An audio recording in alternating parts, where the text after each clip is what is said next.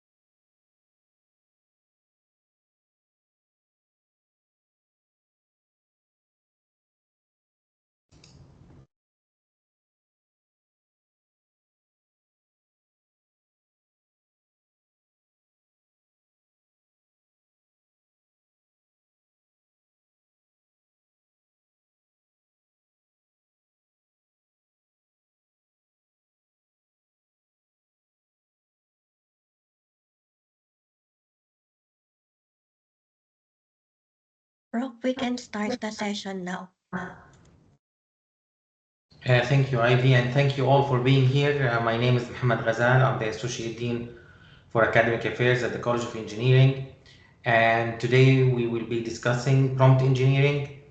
Um, there's going to be a lot of ground to cover, but since we are a small group, then please feel free to ask your questions if you have them in the chat or in the Q&A, and I'll try to pay attention to them and answer them as we go on. but there should be also plenty of time for us to go over questions at the end. I'd like to thank Engineer Maha for all of her help in putting these slides together and updating them so they reflect the state of the art on the topic. Let's begin. So what I'll do is I'm going to discuss what is prompt engineering and then see a typical structure of how a prompt would look like. Then we're going to be focusing on prompting techniques that are specific to what is it that we want to get out of AI. Is it text? Is it an image? Is it some data analysis? And then we will learn how to bring prompting into our daily life so that this is nothing that you can only do on ChatGPT, but rather something that can affect your ongoing activities, your operations, and so on, and you can drive real value out of incorporating prompting into them. I'll also discuss briefly something quite interesting, new in the literature, which is how we can automate prompting itself so that we can get the perfect prompt for our needs using AI itself. And we'll end up summarizing and giving you some takeaways out of all of the talk. So let us begin by defining what prompt engineering is. And it is being able to massage the language that we will use in order to ask AI for information in such a way that is conscious to the effect of this language. In other words, we are designing and we are refining the input that we give. The end game here is that we would like to get accurate. Can it be inaccurate? Can it be wrong? Yes, it can. So it's important for us to pay conscious effort into getting accurate results. And the output becomes effective to solve the task at hand. Will the results that come out of AI be different? Absolutely, because the sources are different, the language that we use is different, the information that we provide or the context is different, and the instructions that we give is different. And all of these play very important roles in shaping how AI will answer. And it's to that end that paying careful attention to how we put these things together would come to big dividends. But the question is, does it matter? And the answer is yes. There is one particular example that comes to mind which will help you understand the value of what we're trying to do here. There is one particular data set which is tough on LLMs or Gen AI in general. And that is the set of shapes. It's a data set where we have different shapes, and then we're asking AI to name the shape, something a human can do pretty easily. So is this a triangle? Is it a rectangle? And so on and so forth. So you would think that this is something which is simple enough. However, when we actually give AI this set, and I know that sometimes you end up doing prompting yourself and you might get satisfactory results and be happy with it. But we can only reveal results after trying many examples. Okay, so in here, in this particular data set, we have many different examples of us describing how we draw a particular shape in text and then AI naming that particular shape. And if you put the typical prompt, which is what shape is this, you get about 35% when it comes to accuracy. That means out of every 100 shapes we presented it, AI was only able to successfully name 35 of them correctly. And that is a very low number. Provided that you add 4 more words just to instruct AI to use chain of thought prompting instead, some technique that we'll learn today, then the results improve to 52% just through the addition of these 4 words. Of course, they change the behavior of how AI tackles the problem, and that's why the results end up being significant. But this is a huge jump between the 2 levels. And if we use AI to actually refine the prompt, and we end up getting the best, absolutely best prompt there is, then the results go to 85%. And that is a huge and significant difference, and tells you that looking for the best prompt can lead into far better results, especially if you are building AI to be used by somebody else and you're not just using AI for your for your own. For example, if you're a teacher building AI, if you're a company building AI so that it can be used by your customers or by students, then it definitely makes a huge difference.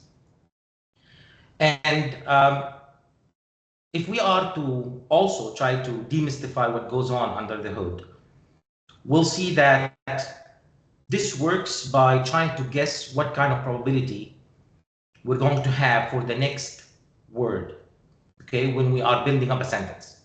So, for example, if we, let's say, talk about letters, for instance, if we have the letter H, then we take that letter H and then we come up to a realization as to the fact that it comes with a higher probability that the next letter will be E.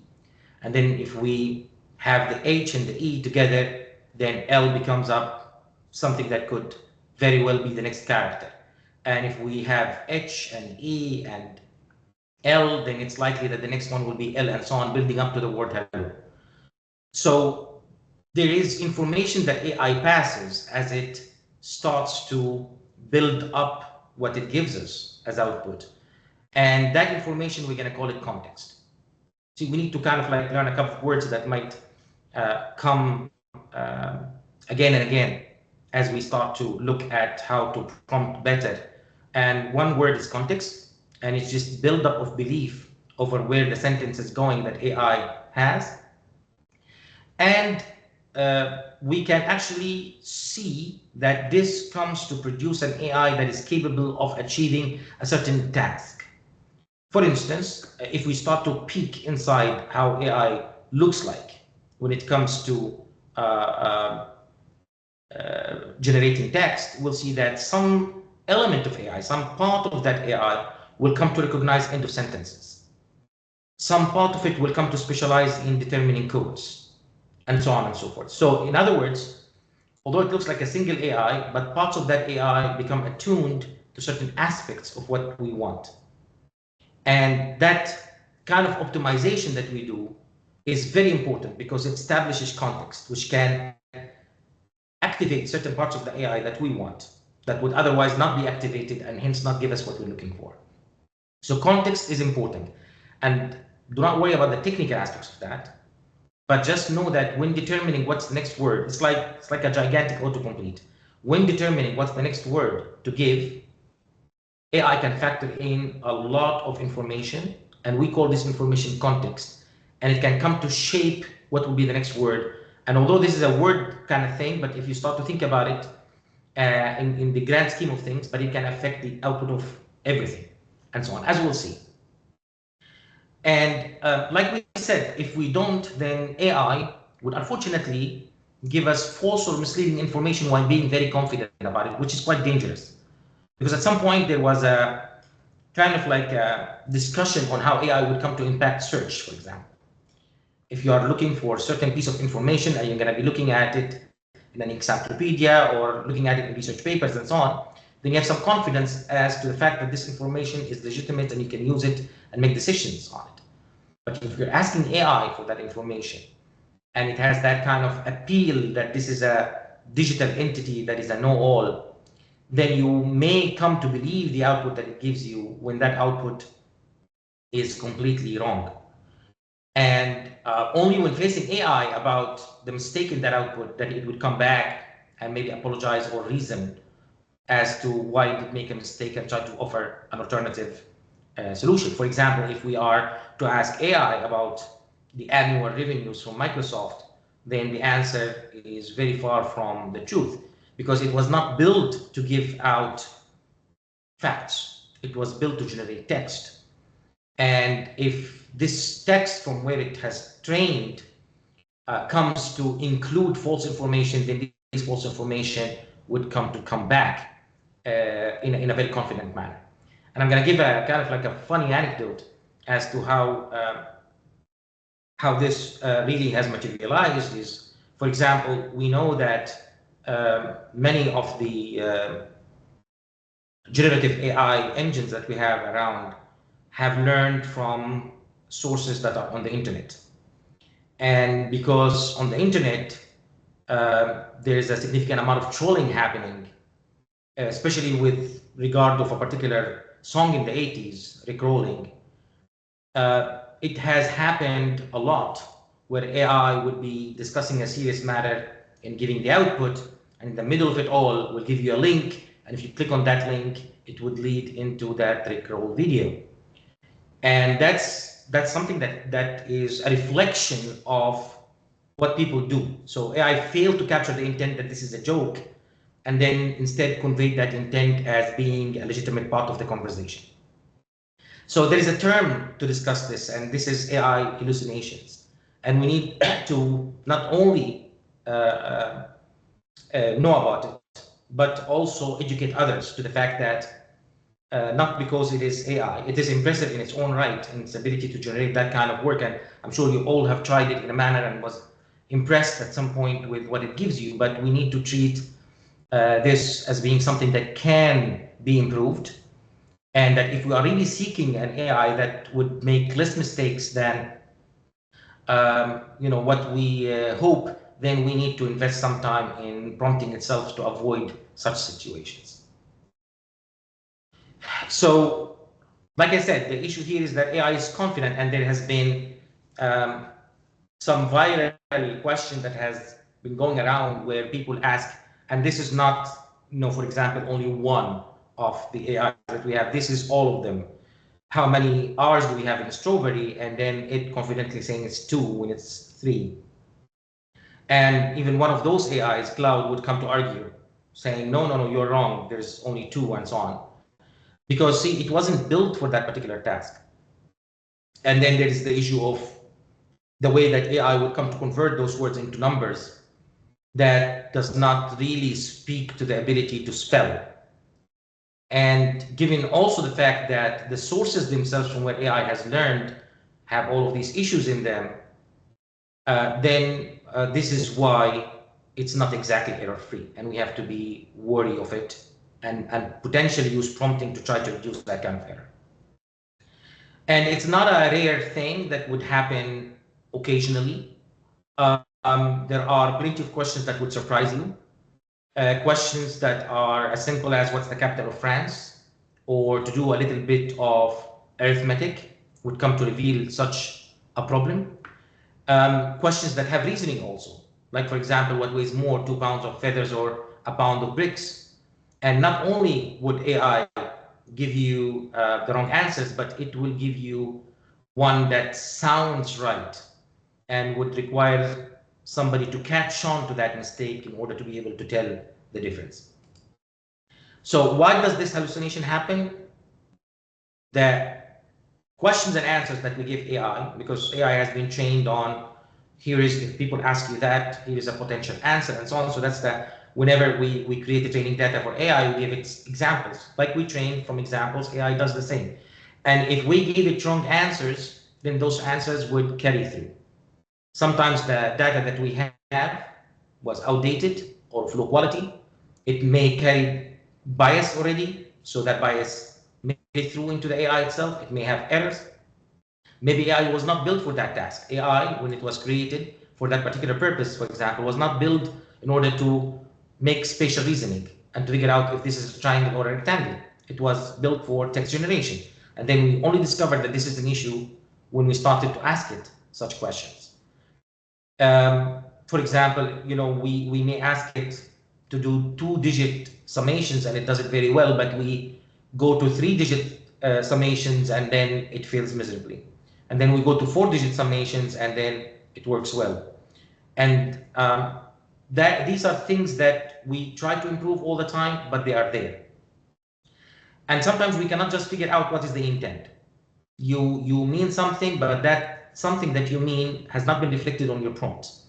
And thus you got something which is more generic, more general, not exactly what you were hoping to get, and so on. Or it could be that there could be 2 different interpretations to your questions, and then AI fell to one of them and not the one that you're looking for. So how can we build up a good prompt? Well, there are many different aspects of that prompt that build up a certain structure to it. One is that it has to have an objective, and that objective has to be clear, it has to be concise. What do you want AI to do? So setting up an objective saying your objective is to help a student with math problems, without directly giving them the answer is important. Clarity about it is extremely important. You could also, and that is highly recommended, an essential part of a prompt, give it a step-by-step instructions. The more complicated is the task. Analyze the problem, extract the parameters, determine what formula you want to solve the problem, compare your steps with that of the students. So this kind of reasoning works pretty well for AI. Then you might come and you might give a system instruction, a global instruction, something that, for example, does not go to the steps themselves, but on how you want it to perform those steps. Saying, for example, do not combine steps. You might add a persona or a role saying that you are a math tutor.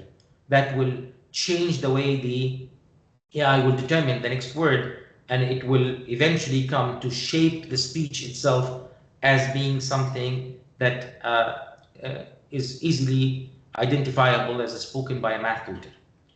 You might give it constraints, and this is extremely important, saying do not give the answer. I just want hints. You might establish a certain tone, saying that this is an academic setting. You might establish certain context, saying here is a formula sheet, because you asked it to pick a formula. So here is a set of formulas that are relevant to solving all of those problems. You might give it few examples. So you might give it, here is a set of solved problems that demonstrates the step-by-step solutions that I'm expecting AI to do. It might be that you would ask it to explain its reasoning, and that's a powerful addition to any prompt, so that you can spot mistakes and have AI spot those mistakes for itself, and in doing so correct them. You can ask for the format that you get the output in to be changed. Is it a table? Is it a list? Is it code? You can recap certain pieces of information. If I'm going to have a very, very long prompt and the system instructions and the role happened at the top, I can come back at the bottom of that prompt and remind it of this very important piece of a prompt that I'd like to add to tell it, do not violate these rules. Remember that you need to give hints only, and so on. I can have some safety rules saying avoid offensive languages and so on. So all of these, they play part of the prompt structure. So how would I lay out these different parts if I'm to ask AI to do it in a different way? You could, for instance, start to group every aspect of that prompt within these, we call them tags, saying that here is the objective and the persona, and then you provide the information. You could choose to omit those, provided that you remember yourself how to follow that structure. Here is the objective, here is the persona, here are instructions. Here are things I don't want it to do, or things I do want it to do. Here is some information that will help AI. Here is how I'd like the output to be. Here are some examples of inputs and outputs, and then a recap of the important parts. So this is, it's not the only template. Okay, there are many templates that could be used for this, but having those elements is very, very powerful in terms of shaping how the AI response is going to look like. And at least for the step-by-step and the objectives and the persona, I would call them key elements or essential elements in the prompt. And then you can think of whether you would need to add those as you refine the prompts going forward. There is a little bit of language that maybe we can establish now as certain approaches that have, if you look up prompt engineering, you likely are going to be hitting thousands of pages that would come to feature these 3 different techniques. So we must stop and discuss them. Although we were going to try to have more advanced technique as we go on, but we need to know these basic ones. So when we say zero-shot prompting, it's simply asking the questions, providing no examples, and then getting an answer. Like saying, for example, what's the capital of France? So this is called zero shot. You did not give any examples. If you give few examples, then this is called few shot prompting. So this is where you say, for example, this is awesome, it's positive. This is bad, it's negative. Wow, the movie was bad, that's a negative. The movie was great, that's positive.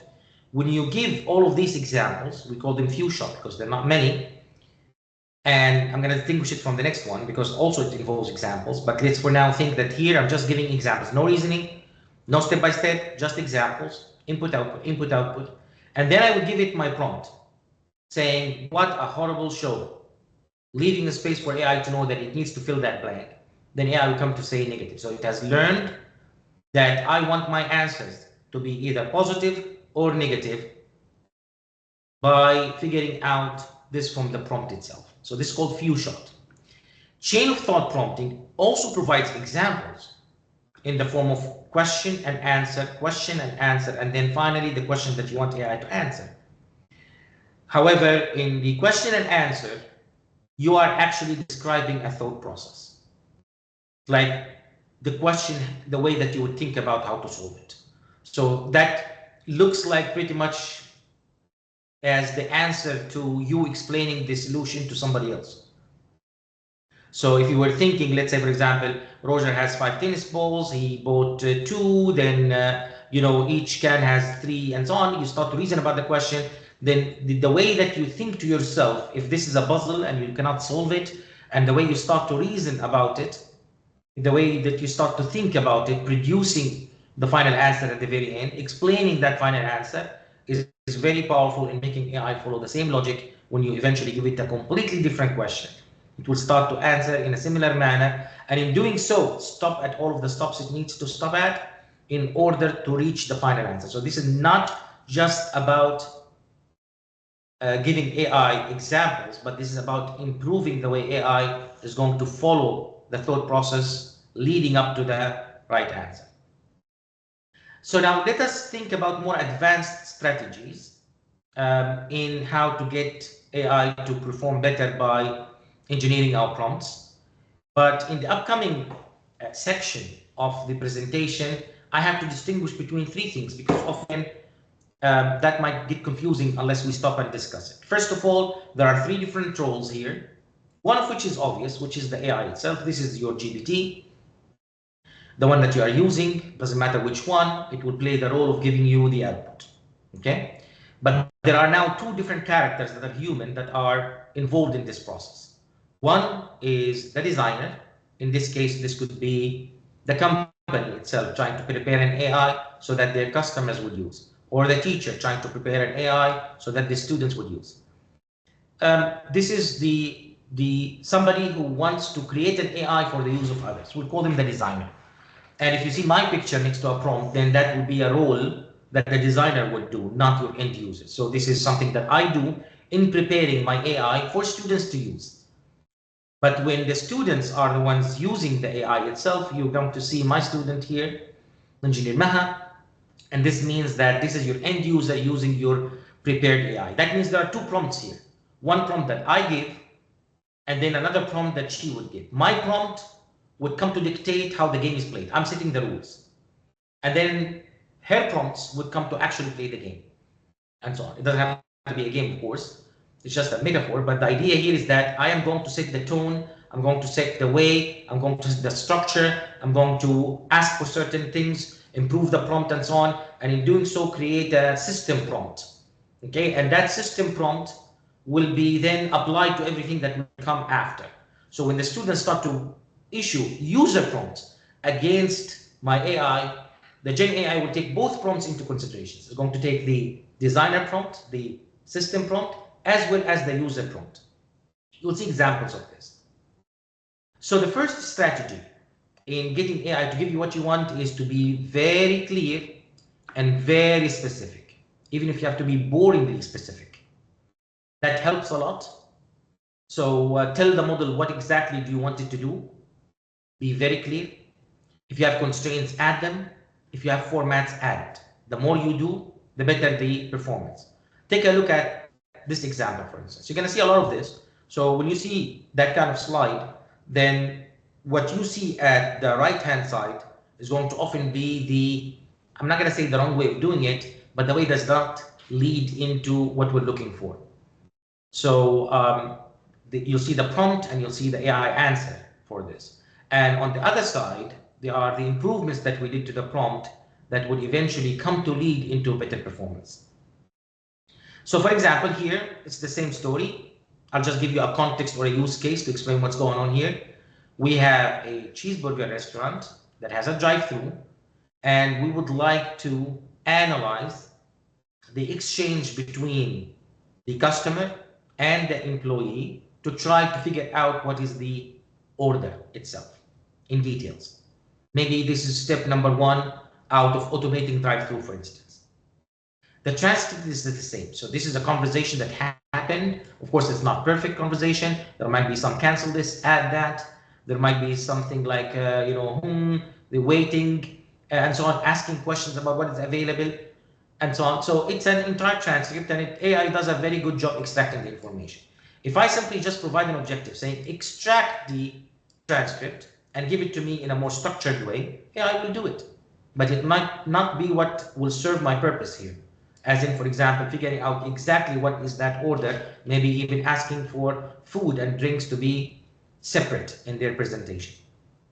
However, if I say extract the items and separate food and drinks, it makes a big difference. This adds clarity, this adds format. And because of that, I'm going to get the information in a standard format here. It could not necessarily, don't want to worry about JSON itself. There are so many other standard formats for where I can say a table, for instance. And I'm going to get the information to be in the shape that we are looking for. So being clear, being concise is an excellent strategy. Strategy number 2 is to add examples in the format that we discussed before. So question followed by answer, question followed by answer, question followed by answer, and then hit it with the question alone to get the answer. How can you provide these questions? Try to provide them in a structured way so that it's clear what is the question, what's the answer. Often people, for example, use Q and A, then leave a space, Q and A, then leave a space, and so on. You could also use any other standard format. Like, for example, saying here is an example, and within that example, I have a question, and then I have an answer to that. And you can tell AI what format you use to make it easier for it to figure out what's the job. So again, here, let's split the screen, look at the ordinary way, and then look at the improved way of how to do this. If we ask AI, here are some technical specs, extract them. This is a paragraph that includes some technical computer specs, in this case, actually a phone. And we are asking AI to give us the specs. It's going to do the job exactly as is.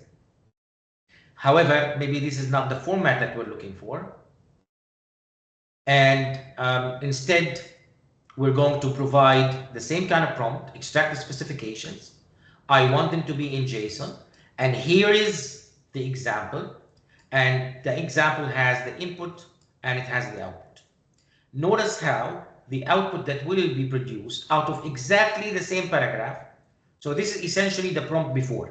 That part against that part here was what made the prompt. The difference here is giving it an input-output example and getting precisely the same kind of output that we're looking for. The things that we were trying to find are all there, and at the same time, it saves us the trouble of modifying that format later.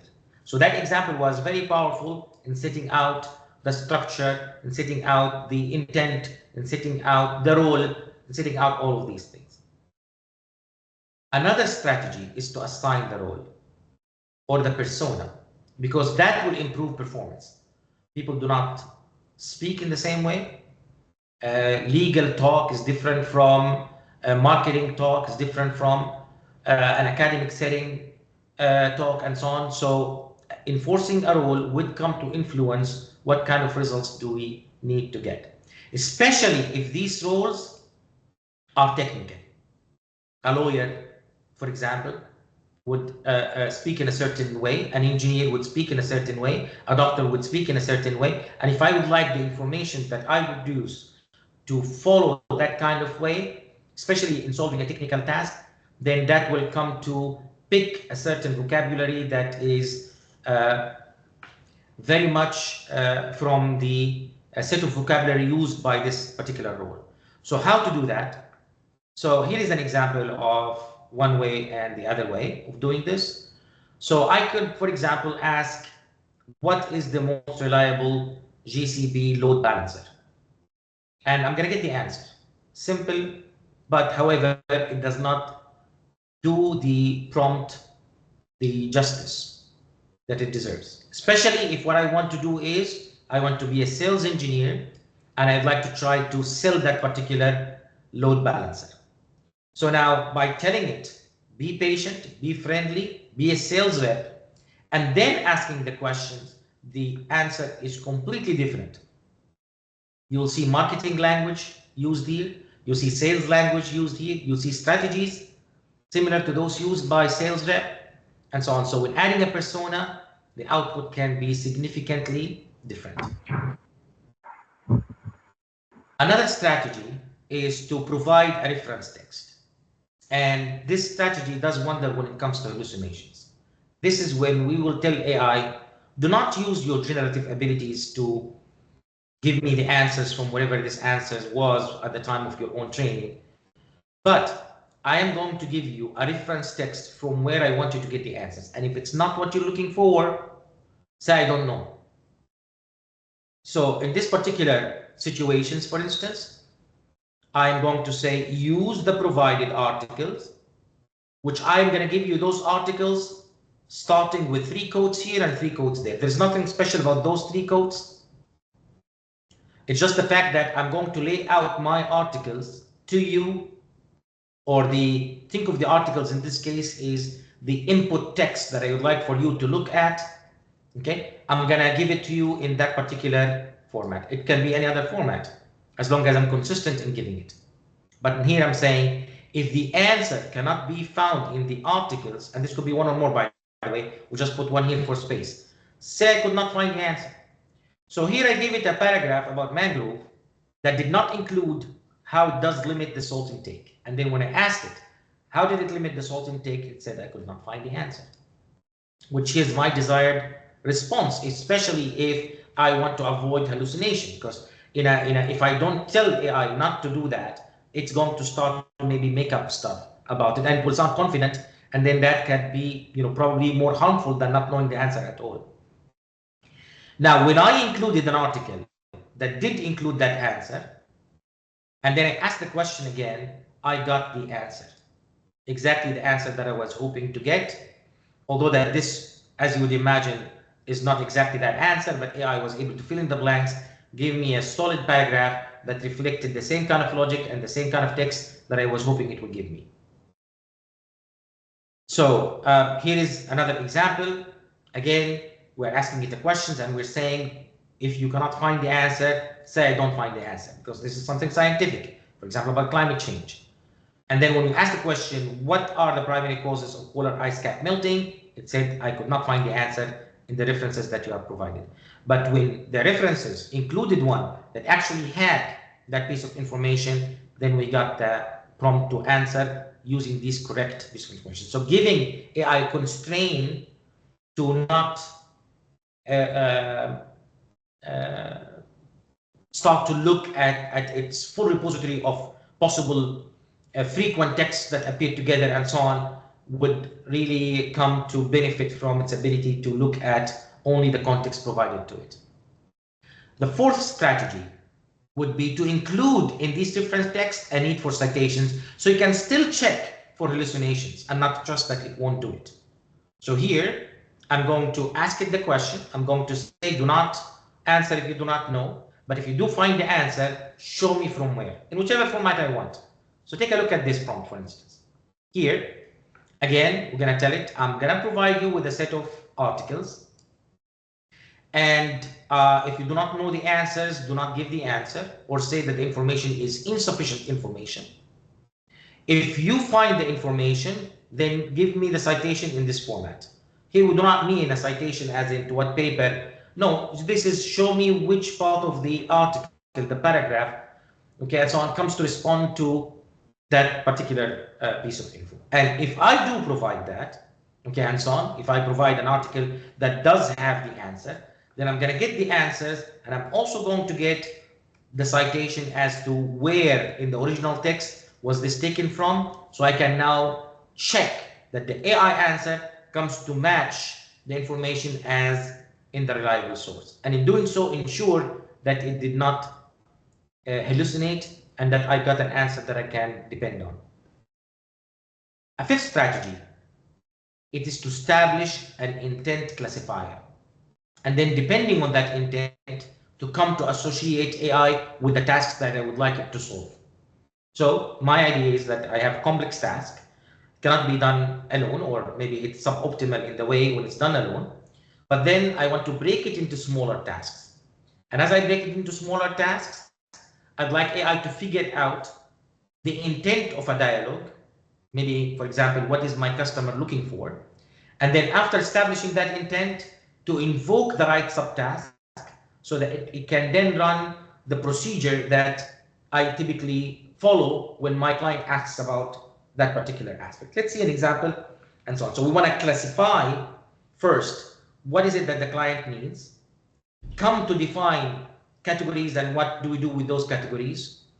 And then as we break the task, we start to apply this classification in order to reach the information that we would call relevant for that particular issue. So the way this could be imagined as a flow chart or a state machine, a state chart.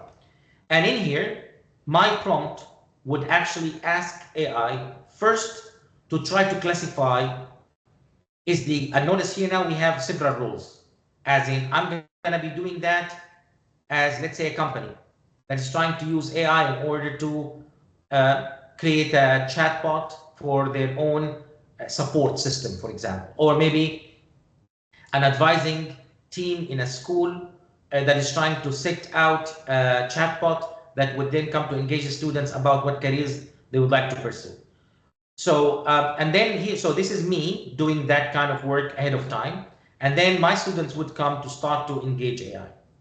So what I say is, I would like for you, depending on the conversation, to come to classify, for instance, the intent to be primary or secondary. The primary intent could be billing, technical support, account management, or general. And then within each of them, I have a question: subscribe or upgrade, add a payment method, dispute a charge, or for example, if this is technical support, it could be something else like troubleshooting and so on. And you can take that and you can build this to be related to almost any domain that you are considering. For instance, this could be about automated orders. This could be about academic advising, as we mentioned. This could be about class management. For instance, questions related to materials, questions related to class management, questions related to access to the technology that is related to the course. So I could really come to start to create these categories and subcategories and then start to build my prompt around those. And if a student comes to say, I need to get my internet working again, I figures out that this is a technical support related questions under the category of troubleshooting. And so far, while this information is not usable, when we start to combine the prompt with what is it that we needed to do in case this is the category, then we start to get AI to engage in that conversation thanks to our prompt. So it will figure out first that this is a technical support, and then it will figure out that this is a cable issue, and then it will start to engage with branching in order to determine exactly what kind of information to give at the right time, and what to do in case it fails, and what to do in case the, for example, client starts to discuss something else and so on. So in that kind of prompt, I start to create that state machines that will help my user navigate where is it that I want to go with this. And even if, for instance, I start to change my requests and so on, then it's going to classify again and then begin the process again and so on. So you can create an entire chatbot with a simple prompt. Although, yes, there is a lot of work to go within that prompt itself, but once you set it up as a designer, then it can start to navigate so many cases in complex ways and then address the students' prompts better. So now the students' prompts are going to become better because your system prompts starts to provide context, provide information, and then provides also behavior on what to do in different cases. Again, in the interest of splitting tasks into subtasks, what we could do is we could provide very long dialogues as a summary. This will improve things. We'll show you in a second. So here, for instance, if I start to engage AI and my conversation or chat becomes so big, and I start to provide document after document, question after question, and so on, what will happen is the context will become so large that at the end, the performance will start to deteriorate. It might even stop. It might tell you this is the end of my ability, and so on. So the idea here is, what we will do is we're going to, at the end of a certain threshold that we can set for ourselves, ask for a summary of what has been discussed so far, and then start a completely new chat starting with that summary and carrying onward. Like, for example, take a look at what we have here as the not to do aspect of this. So in the not to do aspect of this, I carried on my chat as a user, and I keep going and I keep going and I keep going. 1,000 prompts later, things started to become general. They become worse. If you did any coding by AI, you know exactly what I'm talking about. Things begin great, but as you ask more and more specific questions, a lot of I am sorry, I now know what you mean, and so on. So you get a lot of apologies as the conversation becomes bigger and bigger because of the details and the context that has been now less useful. So what do I do? After some point, let's say I've reached 100 prompts. This is, don't in any way take this as a number that you should follow. But after a milestone has been achieved, I am going to next create a new chat completely, end my previous prompt by saying, give me a summary of what we have discussed and agreed so far, then use that summary in my next chat. So saying, here is the context, here is where we stop. That's the summary of everything that we did. Refresh, set yourself to that summary, and then now begin our continuation. Let's continue discussing from there. Tell me about this and that.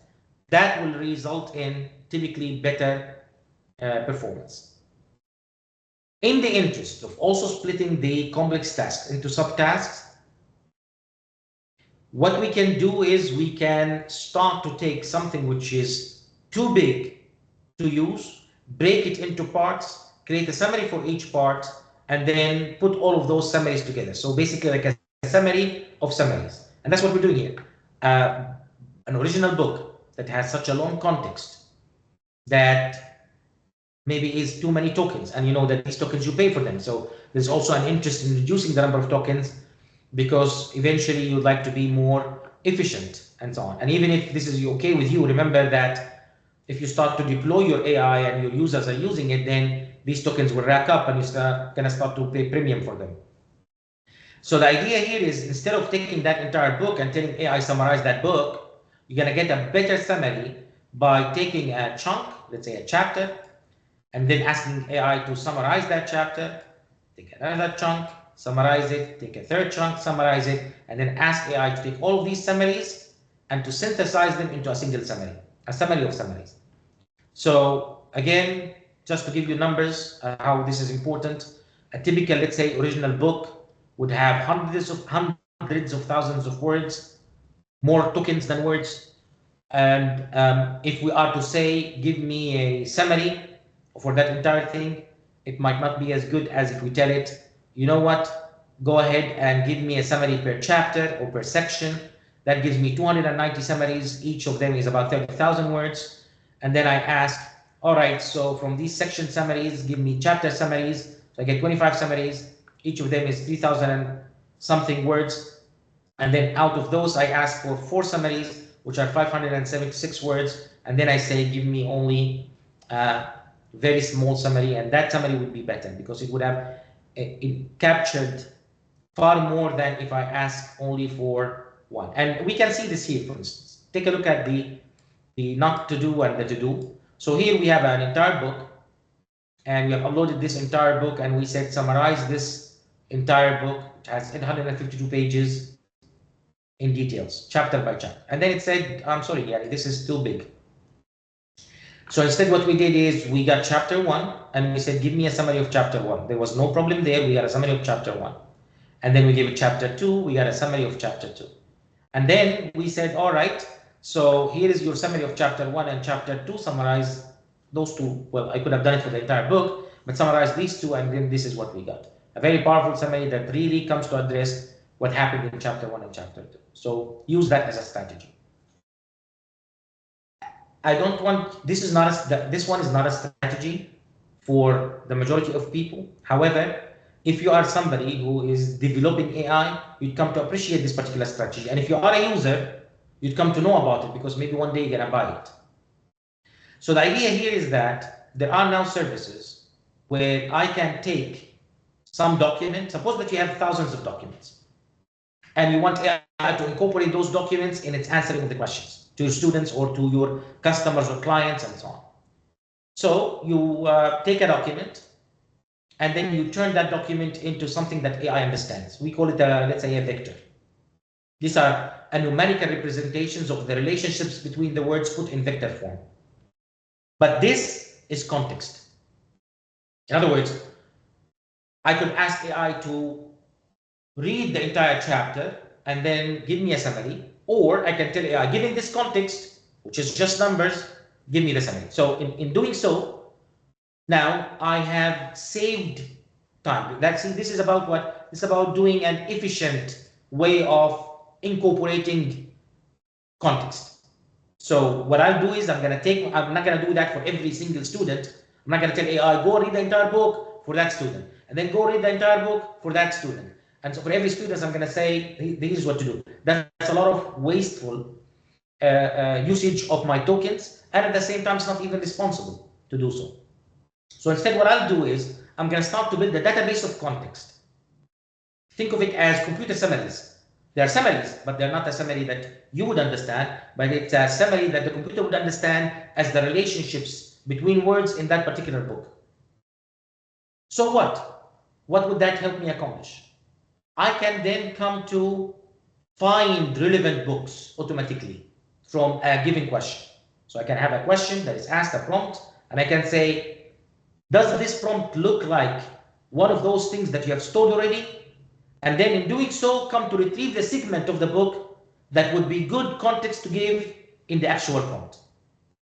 So these databases that we're discussing here are available. And at some point in time, I guess that the typical user will buy them. Like I'm gonna buy a database. That database includes context that has been trained on thousands of articles. And then that would allow me to get better prompting without actually having to have all of these books, but just the context that came out of these books. Think of them as the essence of these books in computer format that can aid prompting.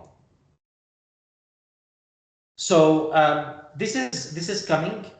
So this is a figure taken from, and this is if you are in AI, you would come to recognize this as something that is quite similar to retrieval augmented generation. What's retrieval augmented generation? Is that suppose that there are 1,000 books and I'd like AI to incorporate those 1,000 books in coming up with the answer from a prompt. Now, the thing is, we get far better performance if we come to say, let us find out from this prompt which of the 1,000 books is relevant and pick up 20 that are most relevant and then use those as context, saying search in these 20, do not search in the 1,000, search in these 20. It's not exactly a search, but incorporate these 20 into your context as you answer this following prompt. So I retrieve documents and then I use these documents in order to improve the generation from my AI. I use retrieval to help generation. So that's retrieval augmented generation. So can you use it as a user? I think yes. We invented something here that looks similar to it that you can directly use with ChatGPT. It's not exactly the same. There are certain platforms that would allow you to do retrieval augmented, but we simulated it here in a very nice way. So suppose that what you would do is you're gonna say, here are articles, here are papers, 6 of them. I would like for you to give me a 10-word index from each of these papers. See, that 10-word index is similar to our context vector. Only the index is human readable and the context vector is not. So it's going to give me for each and every one of those papers certain index words that are important from this particular paper. All right. Now, next, see, this is what I will not do. I'm not gonna give it the papers and ask, here's my questions. Go and answer those based on that. No, instead, what I'll do is I'm going to have this and ask for the index first. Then what? Then after the index, I'm gonna ask it, all right, here is my question. Tell me, based on comparing the index similarity to that of the prompt, what are the relevant papers? And then it said medical 1 and medical 2 are the relevant ones. Now, next I'll say, based on only these two documents that are relevant, answer my question.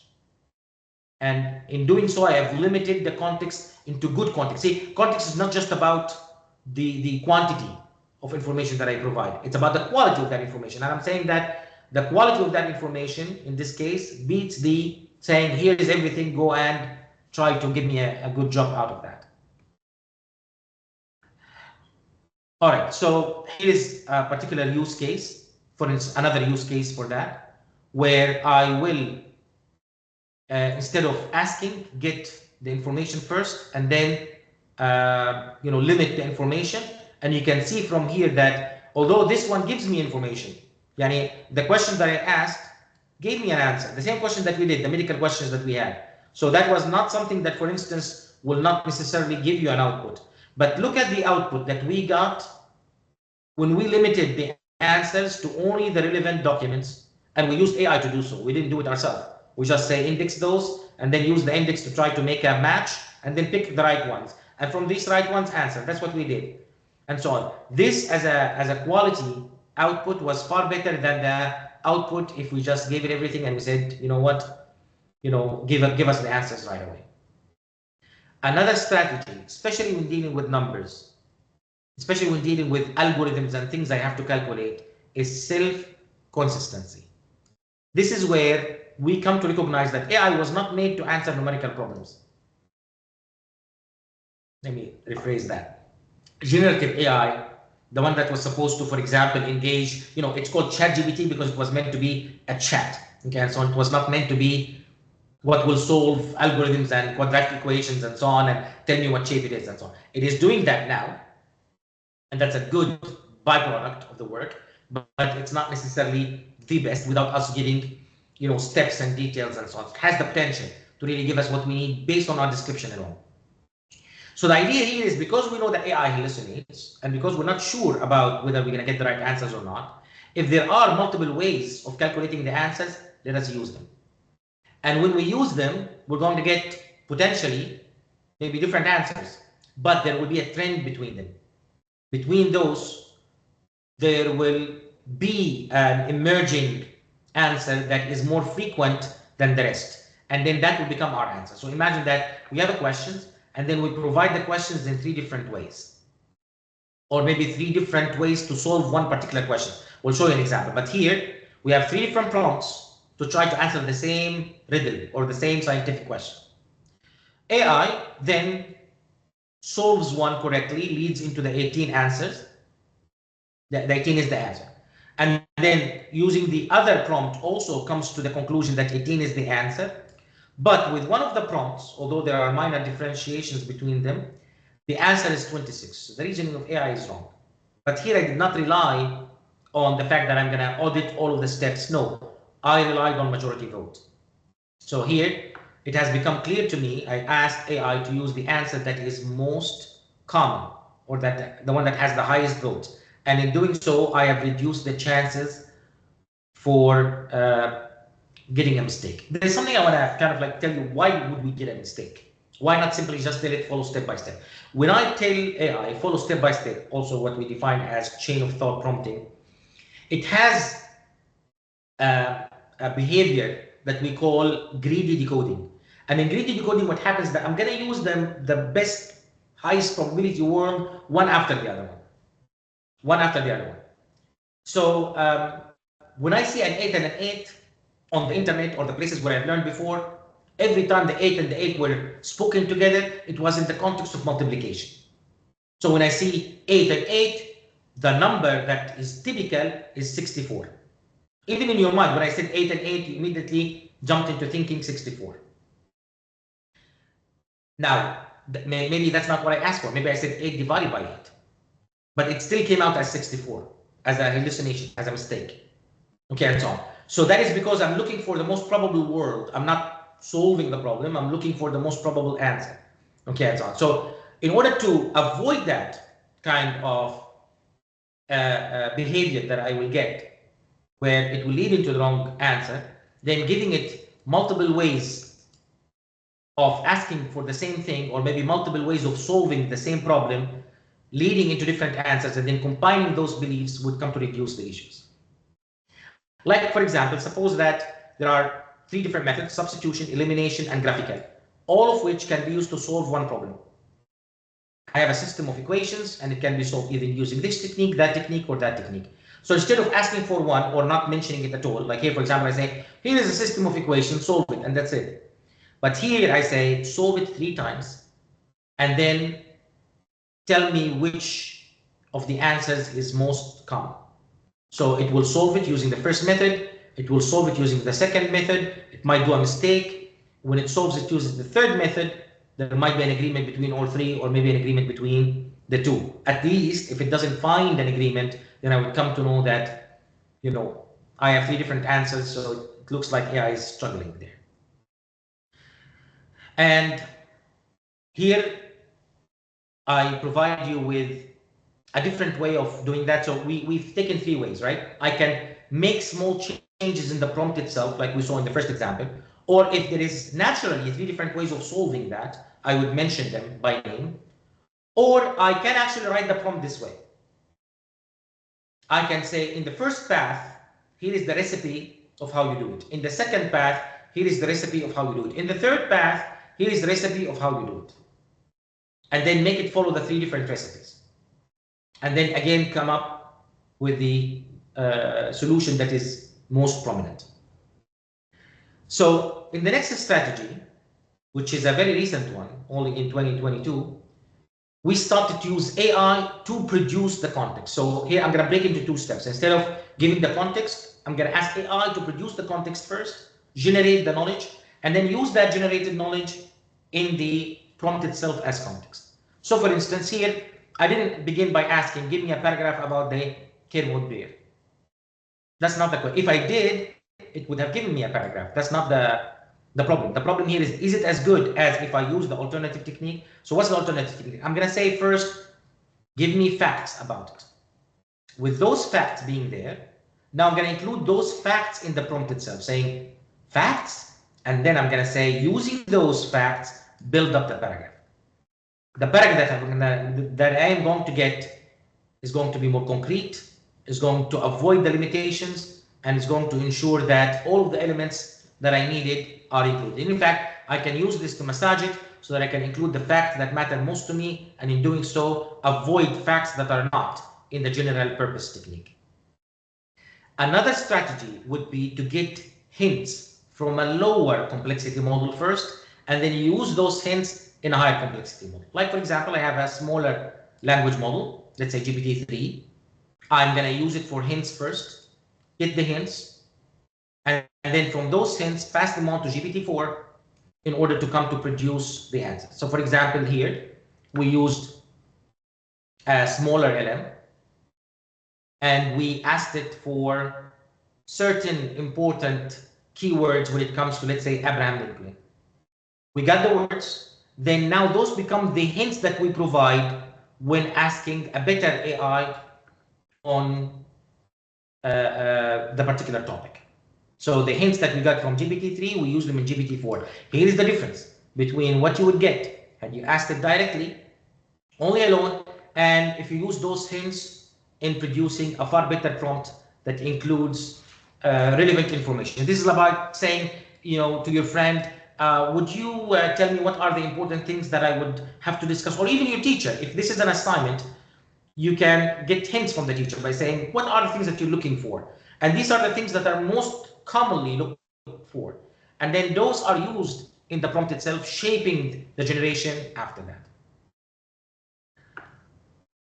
Now, in preparing the slides, this is the coolest aspect of it, I think, because that is typically something that not a lot of people know or use frequently. So you can actually tune generation. there are certain parameters. With every AI, there are certain parameters that will come to play with the probabilities in a manner that will come to influence the entire behavior of your model and how it works. So 3 of them are very famous, and you should probably know them. And you can ask your AI to set those to a particular liking of yours. So one of them is called temperature, and that can adjust the randomness or confidence in the predictions. We'll come to understand what does that mean. And then there is the top K and the top P. What's the top K? Top K is like saying you're gonna get a list of probable words. If you begin a sentence saying dogs like to, and then now you're looking for the next word. And although this is a single example, but remember, it comes to influence everything, not only that simple sentence. So if you say, I'd like to use top 5, that's the top K part, huh? Top 5. It's not gonna sample from the 20 possible words that could be used, sampling anyone, because there is randomness in the process. That's why when you come to prompt one way, and then if you open another chat and prompt in exactly the same way, you might end up getting 2 different answers. The reason is there is randomness, a desired randomness in the process, so that it does not output the same thing all the time. So when it comes to so AI will come to pick the 20 most common words, let's say, not 20, but imagine that this is what you get. Then it will start to sample from those. What do I mean by sample? Yani it's gonna flip a coin, and depending on that coin, it's going to choose. But it's not exactly flip a coin. It's a flip a rigged coin, in the sense that the higher your probability, the more chances of you being picked. But there is a chance that I'm gonna pick against the probability. Yani what? Yani suppose, for instance, that I'm gonna assign to the world the 90% as a probability, and I'm gonna assign to the world it 10%. When I say sample from them, it doesn't mean that the winner will always be the highest probability. No, I'm gonna draw, and depending on that draw, I might end up being or using the it, which has only a 10%. Yes, there is a higher chance that I will pick the most common word, but there is a chance that I will pick the other one. This is called sample. So I could pick, if I do this experiment of picking that word 10 times, 9 times, I'm gonna pick the, and then 1 time I'm gonna actually pick it, despite being of a lower probability. We call this sample. So what does the K do? What the K does is that instead of having the list of common words, you're gonna shrink that list yourself into, let's say, 5 or 3. And in doing so, you are eliminating words that are maybe unlikely. So it's gonna reduce the incoherent and nonsensical and hallucination aspect of the output, because you have eliminated choices that will never now be picked because you kicked them out of the race. The top P provides you with something similar, only a little bit more dynamic. So instead of having to specify a number, no, we specify a variable number. So it's gonna pick not, let's say, the top 5. Maybe if the probability is so high, it will be only the top 1. If the probability is not that high, it's gonna be the top 1 and top 2. Not that high, top 1, top 2, and 3. It's gonna be dynamic. It's not gonna fix a particular 5 words and choose from those 5 words. No, it's gonna start to take the words until it builds up to the number that you set. And now you can control exactly how many of those be included in a more dynamic way. If you're sure, khalas, 2 choices are fine. If you are not sure, add more choices, because it looks like this is a harder problem. That's the kind of mentality behind this. So this kind of temperature, fine, now the math is over and the discussion is over, but now let's see what kind of impact does this have. The impact is on the creativity, the cohesiveness, and the randomness. In what way? Yani, for example, if you actually put 0 for the temperature, it's going to now focus on precise and relevant information extraction from sources. Because you are, in essence, what are you doing? You are saying that I am going to be very sure about the next word. If you want highly creative writing, this is a story, it's not a scientific report where you're trying to analyze facts and doing math and so on, but rather this is about writing a story. Then I'm going to set the temperature reading to high. The actual value ranges between 0 and 2. But what the tool means is now you're giving AI more room to try to pick up other words, and in doing so, although this is about picking up the right word, I told you the effect is global, and the effect is going to become highly creative in doing so. So how does this work? I'm going to instruct, this is kind of like the system prompt. So me as a teacher, I'm going to say, set the temperature of the responses to 0. And then the AI will come back and say, yep, focused and precise from here onwards, pause. And now when my student starts to ask a question, if you look at the language itself and you notice how it's written, you'll feel that it's very scientific. It's not very literary. It's not very creative. It doesn't tell a story. It gives facts. Begins in a cloud, condenses, falls, once on the ground, runs on a river, and so on. But let us set the temperature to 1. We'll now start to notice that it's slightly creative. And you will be able to really see it once you set it to 2.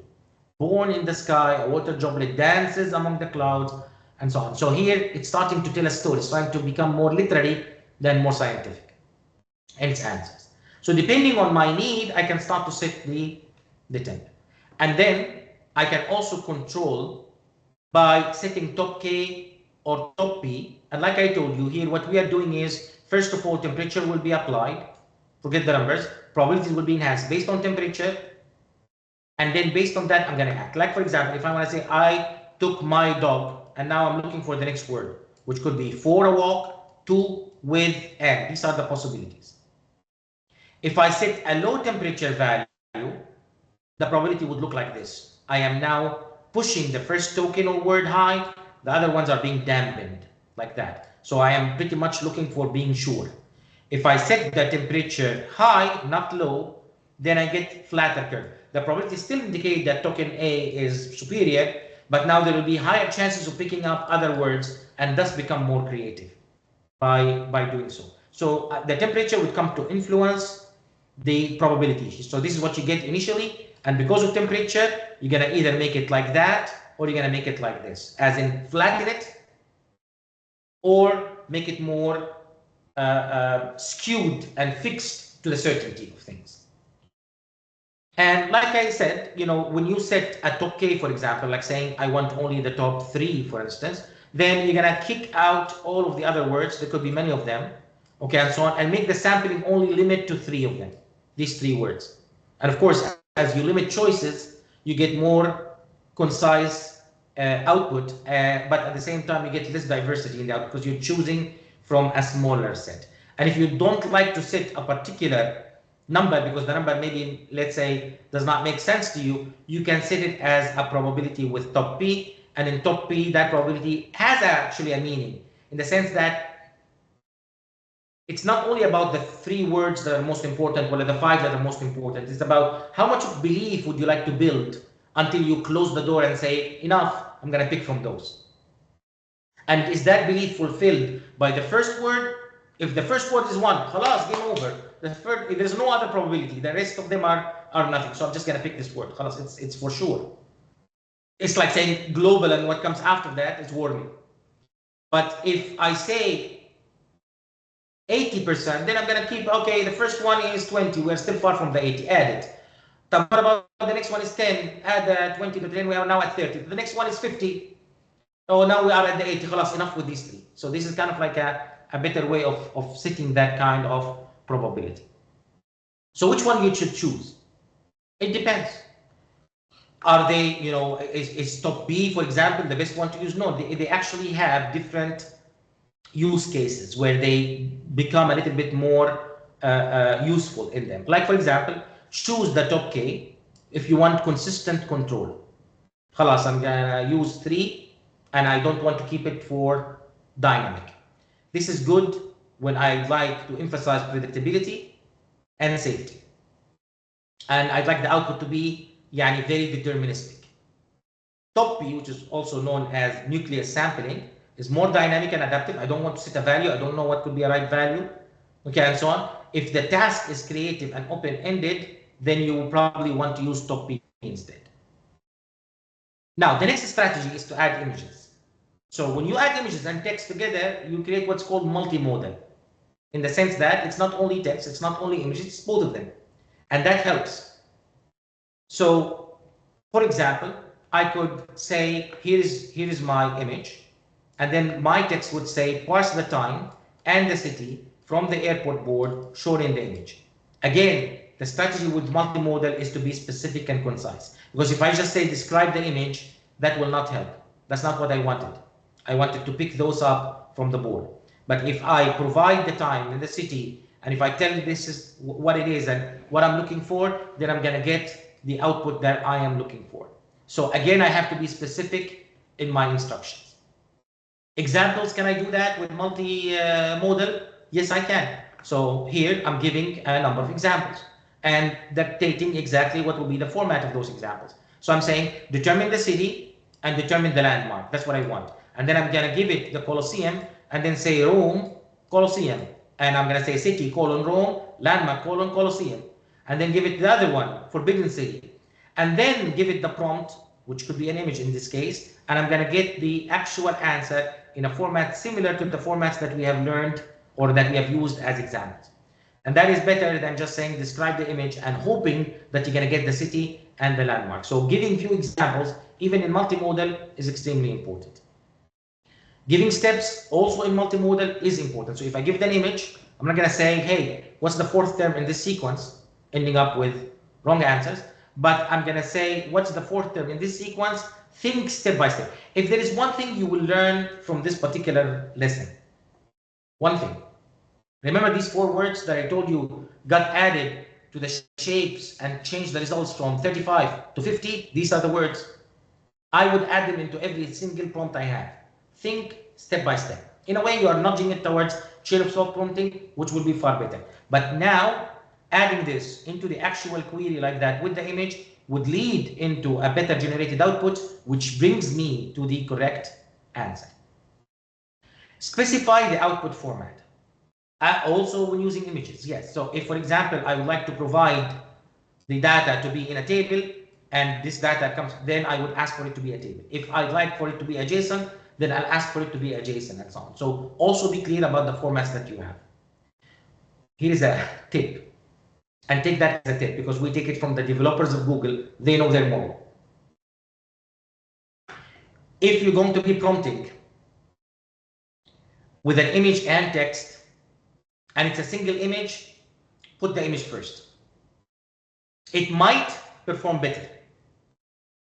Again, because now suppose that I have some text and then some image. Let's say I have an X-ray and I want to ask questions about this X-ray or provide history. The question is, does the order matter? And it turns out, yes, the order does matter sometimes, which begs the question as to what would be the best order. So if you are doing a single image, put the image first, then ask your questions. The image will provide context, and then the questions will differ based on this context. You could actually ask it to make edits to that image. So I could have a prompt that would produce something like an image, and then I could ask it to do something about that image. Like, for example, shift it or change it or apply or see what would be the output if you get this input and so on. So here, the image is what ChatGPT calls dynamic, interactive, in the sense that, I'm going to get one image, but then I can have follow-up prompts that come to modify or produce other images based on that first image being the context. All right, say you apply those strategies and things do not go where we want. Is there a way to troubleshoot? Yes, of course. Tuning the parameter and troubleshoot. I know you did this. This is one of those strategies that is useless for me to discuss because you have done it a number of times. But knowing about it and knowing that it works is extremely important for those who hasn't. Here, for instance, we asked about how many days would this last, and then it just took the face value of the image and then just put that there as the output. When it's wrong, you need to do a calculation because there's clearly instructions that tell you, depending on the size of your baby. And not only that, there's also information to be used, which is how many diapers would the baby need per day. So all of this is needed to calculate exactly when to place an order for the next step. So again here, I did not get what we want the first time around, so I started to give it a better prompt. So use the weight. I started to describe it. It's like somebody made a mistake and I want to tell them what mistake they did or what they could do to get the right answer. Get the weight, figure out the age, use that information in terms of, how much would it need daily, do that in your analysis, and then tell me the number. So I get far better results this way.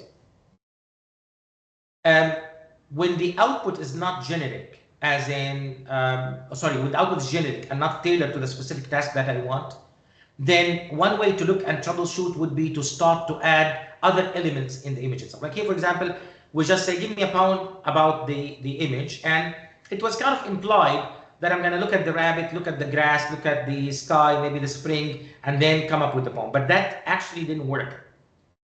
Instead, if you really wanted a certain tone, like being dramatic, descriptive, if you wanted the information of the location to be incorporated there, then I would add them, and making my prompt more specific, adding the elements I'm looking for would come to factor those elements in the actual poem itself.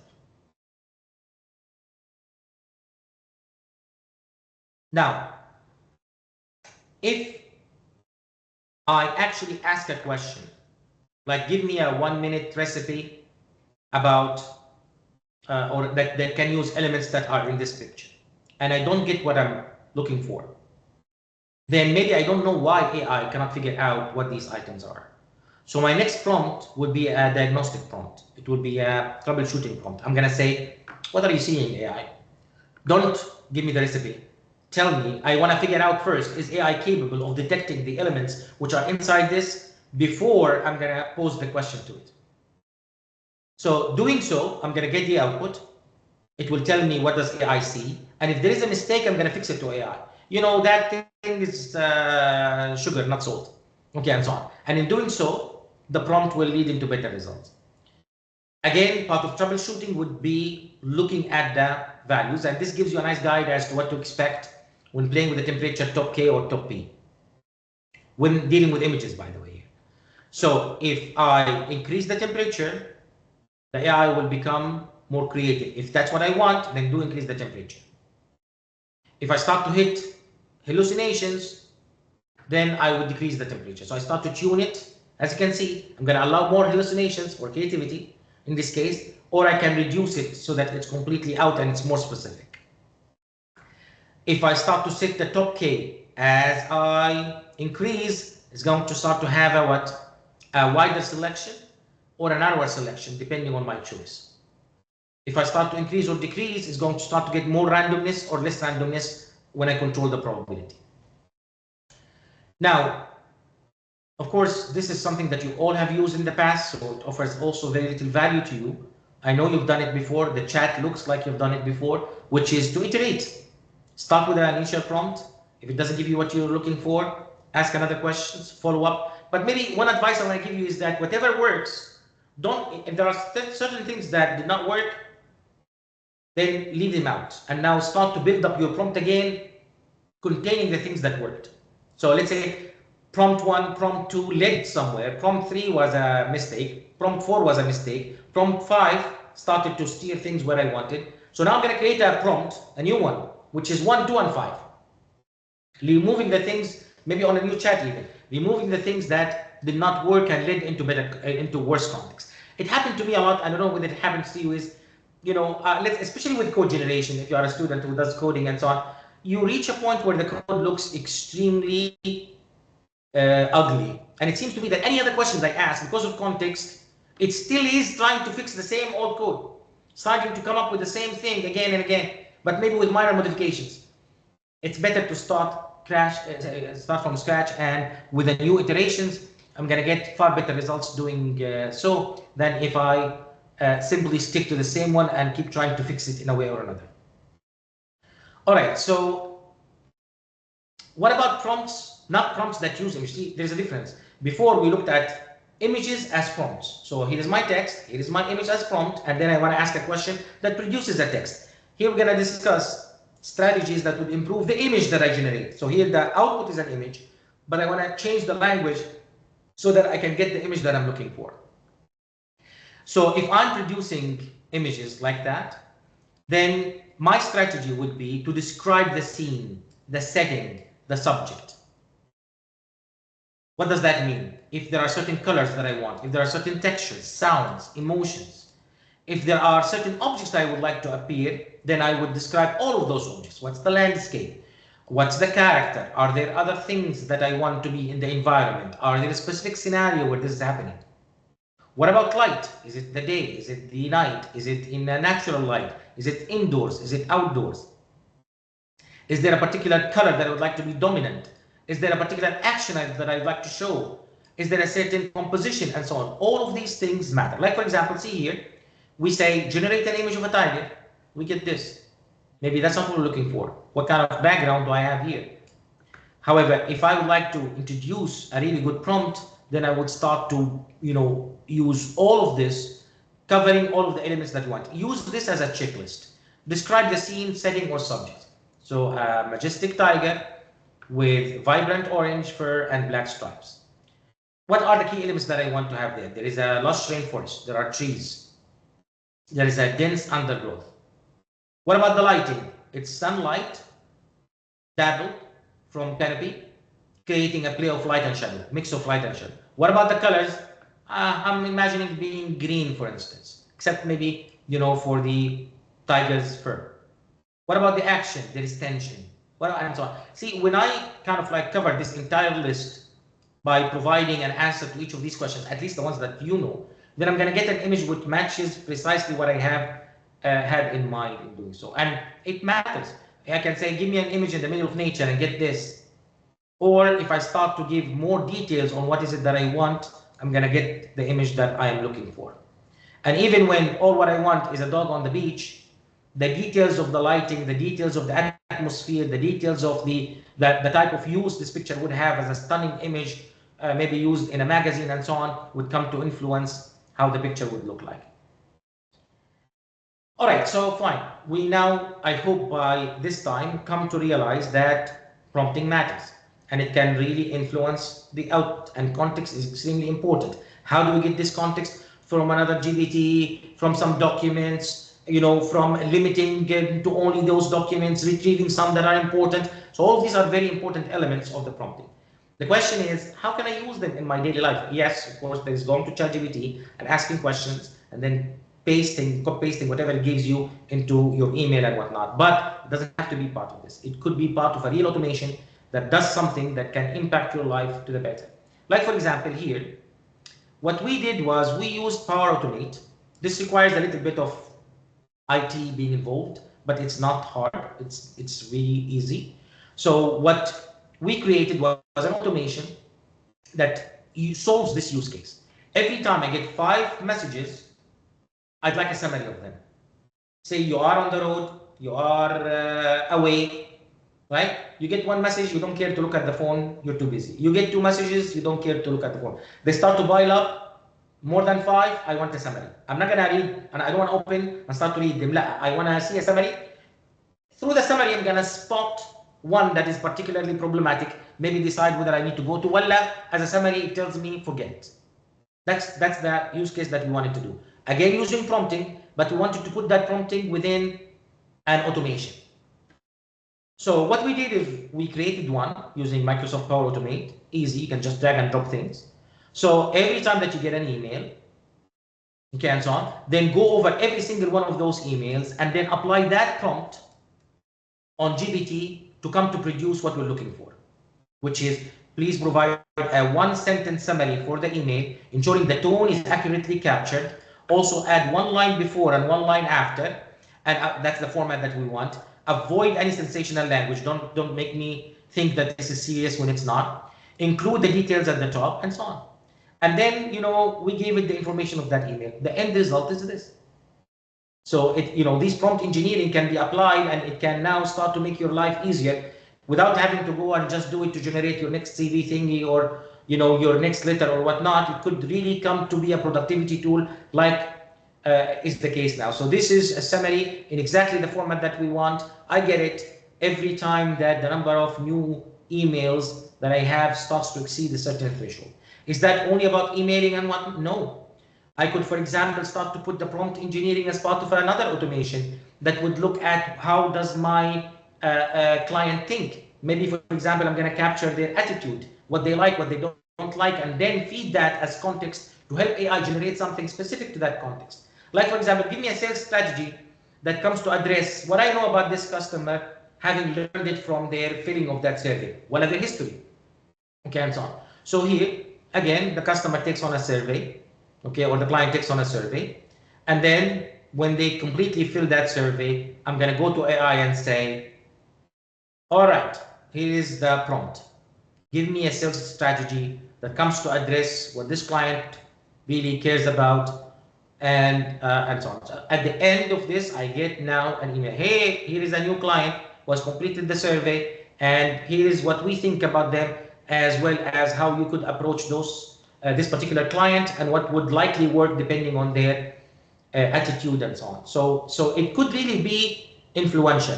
And in fact, there are other things that you can do, events that you can trigger and create depending on what you want right there at the GPT itself. So the end of the prompt can lead into an action that can be taken so that it can, simplify your life, create value by reducing cost or improving service or creating new services altogether.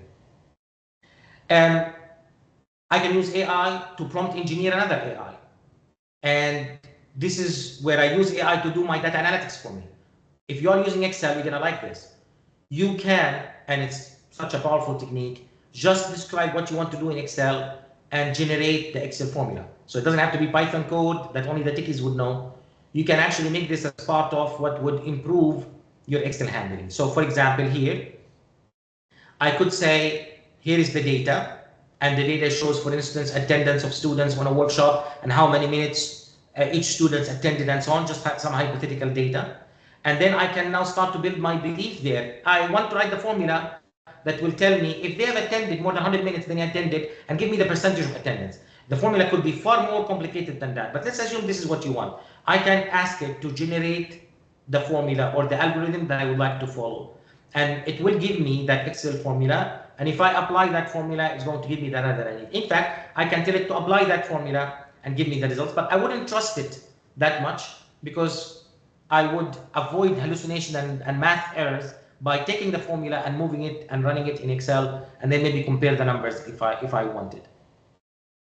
I can also tell it, for example, to do some analytics. I can tell it to fit a model, for instance. Here is the data, okay, and so on. I would like for you to use linear regression, nonlinear regression to start to create a model for me. And then this model, I can then use it to build action. So my prompts do not have to only engineer text. I could very well ask AI to produce another AI that I can then use for predictions or for regressions and so on. So the last point that I would like to bring here, it is the fact that so if prompt engineering is a pursuit of the best prompt, can AI do it by itself? Can I tell AI, figure out the best prompt and apply it? Yes, you can. And this is called automated prompt engineering. So even that gets automated. And what happens there is that if I have, if I have a labeled dataset, what does that mean? Yeah, if I have files and the answer of each one of those files, whatever that answer is, I can put AI as part of a loop that will determine the best prompt automatically. It will take a while, it will take some figuring out, but it can happen. How? Because if I have the best answer, what do you mean like the best answer? Give us an example. Let's suppose that I have 100 posts on Facebook, Twitter, and so on, and I would like to determine is this post negative or positive, and I have the answers. A human did that. Yani somebody sat down, read the posts. Well, I got the data from the internet, for example, and I know exactly this is positive, this is negative. Well, I had to even, this is -5, this is 5, depending on the score I would like to assign to each and every one of those posts. Imagine this data is available. Like is the case, by the way, with the shapes. Like for the shapes, the data is available. I have all 1,000 shapes described. Like go to this point, move to this point, go to now move to this point, now stop, lift the pen. Yani this is described. And then triangle, rectangle, whatever, polygon, all of this is available. Which means now that I can use another AI to produce prompts. And every time that it does produce a prompt, I can score it. Because when it produces a prompt, I can try that prompt and then check how good is it doing as far as the examples I've given it. In other words, let's say now here I have 3 AIs. Remember this, I have 3 AIs. One of them produces prompts. Could be random prompts. Could be wrong prompts. Okay, and so on. Could be just, jumbled words. Okay, that's a prompt. Now let us go and check for these 100 shapes. How did that prompt do? It tried the prompts, came up with an answer. I compared the answers. It is bad. So now this is 20% accuracy. Now AI will take that information and then it will feed it into another AI, the optimizer. It will tell it, when we tried that prompt, it led into that bad performance.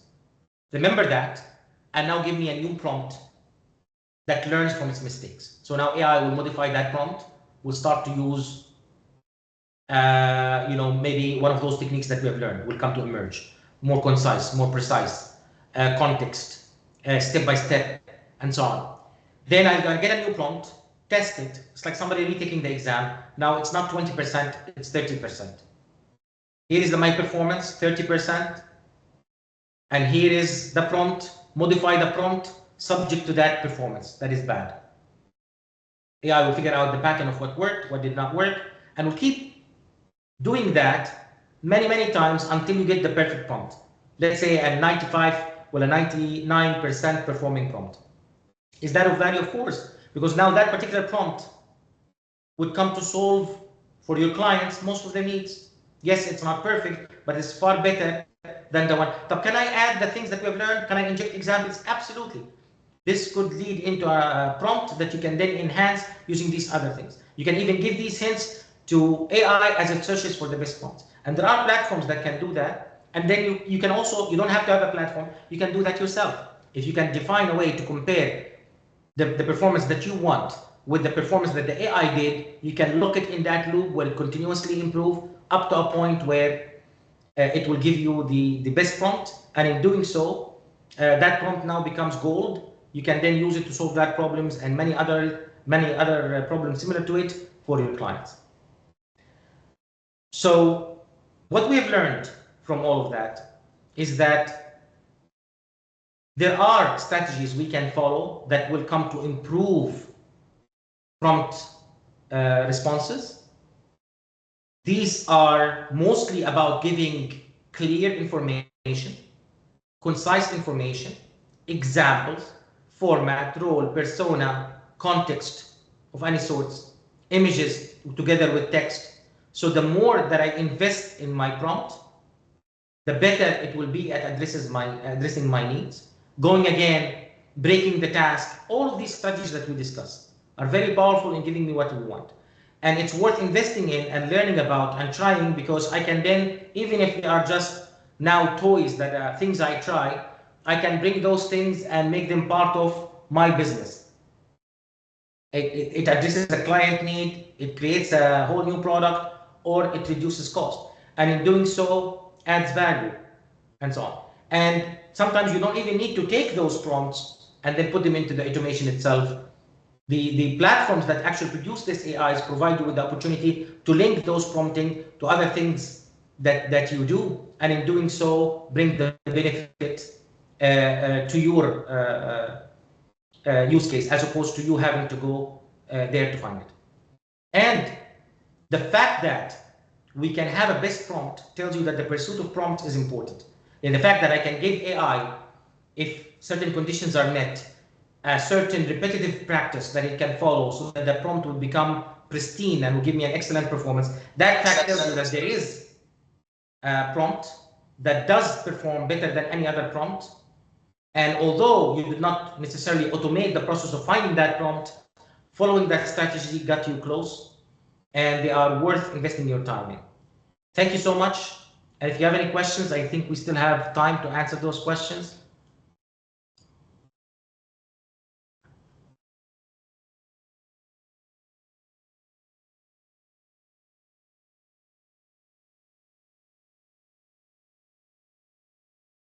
All clear? I hope you'll be prompting far better now.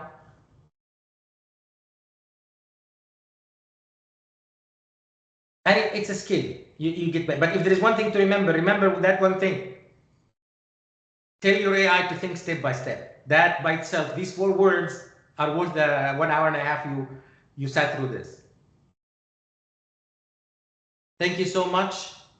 Thank you. And Ivy, I think we can, if there are no more questions, we can maybe stop here and you can leave her. Doctor, there's just one question in the chat. In the chat, let me check. Yes, Chat or Q&A? in the chat. From Miss Huda, from your experience, what are the best Gen AI platforms?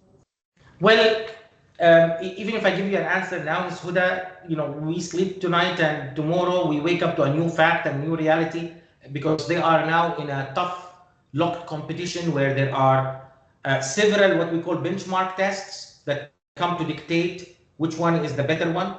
And they are neck to neck, or at least the big ones are neck to neck, but we get surprised by the changes. So the next version comes and it brings up significant enhancement. One of the most common enhancement would be to increase the size of the context vector so that it can be many tokens, they call them, or words. In other words, you can add more and more. But remember, add more the right way. It's far better than adding more just by my entire database, okay, or here's the entire Library of Congress. Go and answer the question. So however, the top ones are top for a reason. There is Claude, there is Llama, there is GPT. They are all excellent and they get better and better. So and by the way, I think you've seen these kind of posts that you would find around that people share, where it can tell you, even you can see them in LinkedIn if you are following pages, and I urge you to follow pages related to generative AI and so on. They tell you for text, the winner is GPT. For images, it's Midjourney. Yani even it depends on what is it that you want to do. And there are ones that can maybe distinguish themselves in being good or better at that particular aspect.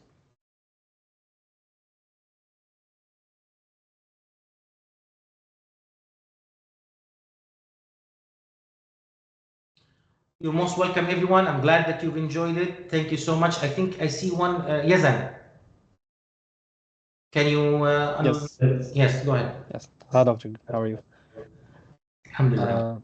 Doctor, I wanted to ask, so I have worked on RAG applications where, let's say, I've had like little documents, like 10 documents, and then sometimes I had like 100 documents, and then like 500 documents. And what I've read is that as the number of documents increase, the vector search won't be enough because it will be hard for it to understand what you want to retrieve when you have a lot of documents.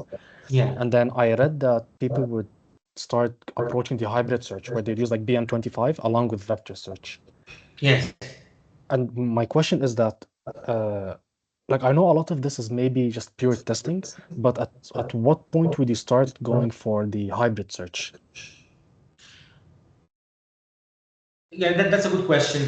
And I don't think that, and you probably know this, especially as far as AI is concerned, yeah, I would be very cautious about establishing a pattern saying this is where this is better than that, because of the fact that the context of the problem changes, the amount of data changes, and even small successes that are found, let's say on one particular experiment or one particular data set, might not be generalized enough so that they continue to hold what they have there. So it depends, as is the case with all of the answers and so on. It depends, and the best way is to try, or what I tell my students to call cross validation, okay, and so on, is the reliable testing that you do in different situations that would come to dictate exactly what is the better performance, or whether, and remember that the better performance is a multi-criteria thing.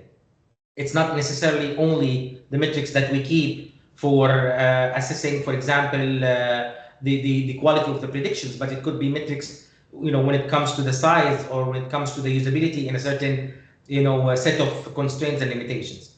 So there is not necessarily one particular answer that I can give now that I would be comfortable generalizing. Any other questions?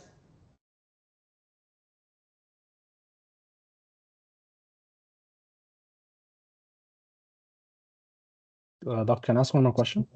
Yes, go ahead.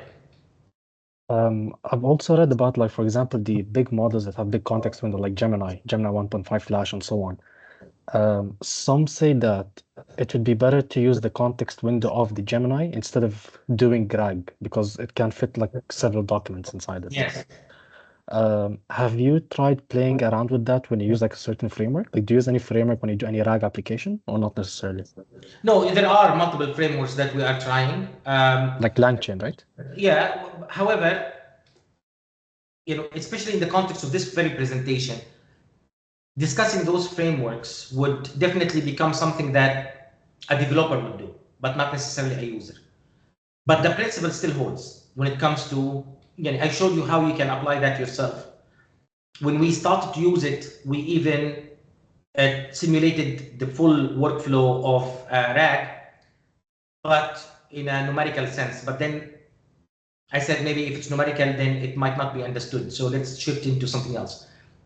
So I mean, the idea holds, and I think that we're going to be seeing far more platforms come out that would enable RAG and agentic, and in fact, automated AI itself, or automated prompt engineering itself. There's a platform for that. I think it's called DAPI or something like that, okay, and so on, which is available and you can use it, but it has not become, I think, mainstream so that it can be something that is recommended for a user and not a developer.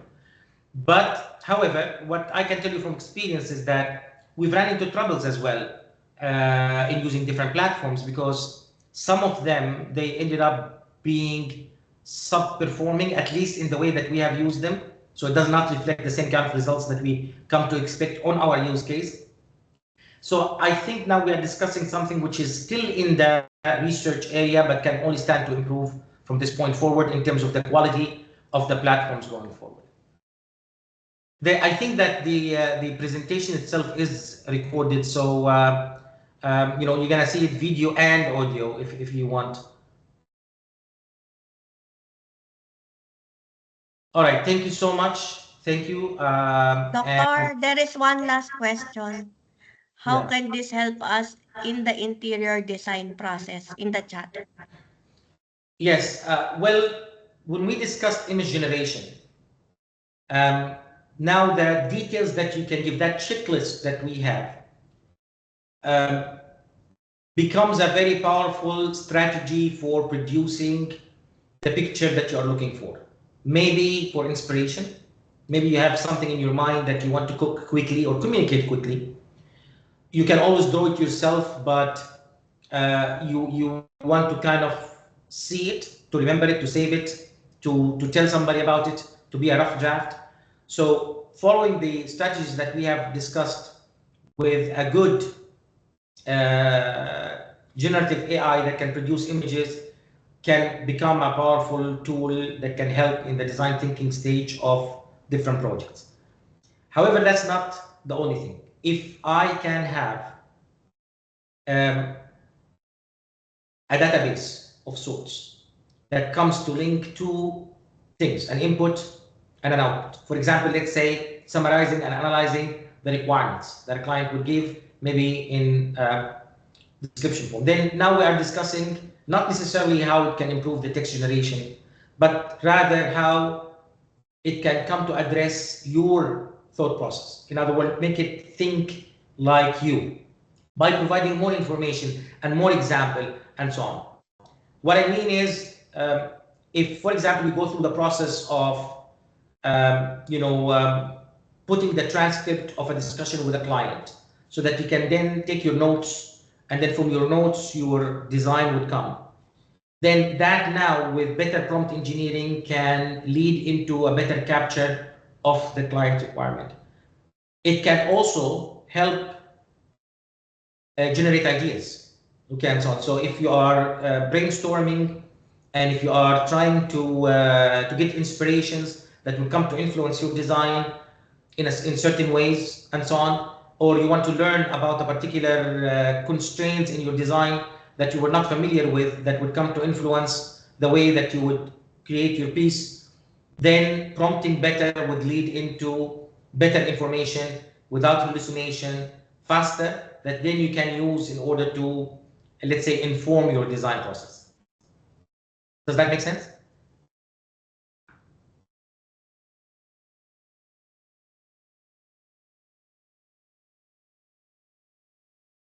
Any other questions?